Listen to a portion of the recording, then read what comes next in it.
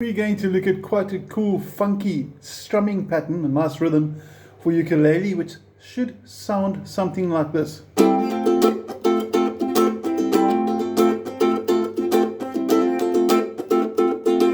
it features a cool hammer-on, so you strum, and the second beat is actually fingers 1 and 2 coming into play the chord F. So we're first strumming the ukulele open, hammering on the F chord. After that we follow with a down, up, down.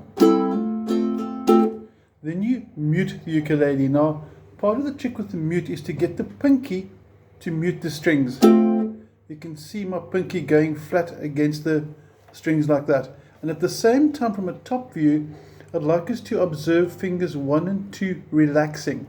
So after you've strummed 1 and 2 relax, you can see I'm releasing pressure. But at the same time, you want your fourth finger to take care of the other open strings.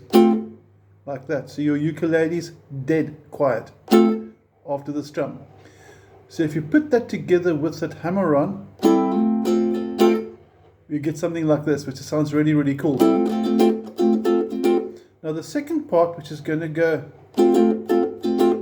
you can see that pinky busy working overtime again. And that's giving us those rests. Now rests is basically a musical term for silences. So you're going to pause, a sort of a silent pause, a gap between the strumming. So it's going to go down, up, gap. Then you get another up, gap, up, down. And if you put it in context, and it sounds pretty cool. Slow motion now.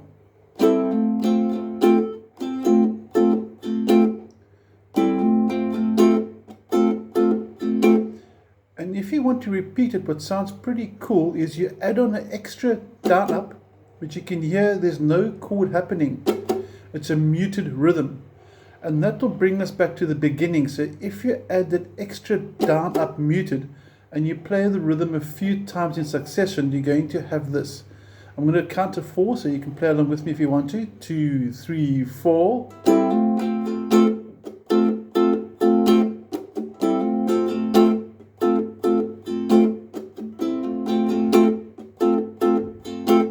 And that sounds pretty sweet.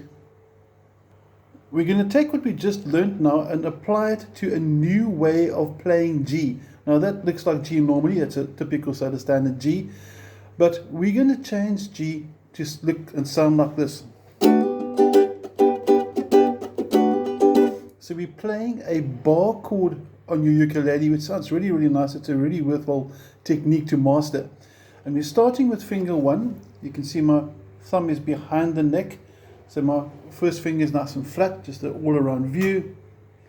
First finger flat across all 4 strings. It can be a bit lower, a bit higher, depending on the length of your fingers, as long as it's flat and all 4 strings are clear, that you can hear all 4 strings audibly.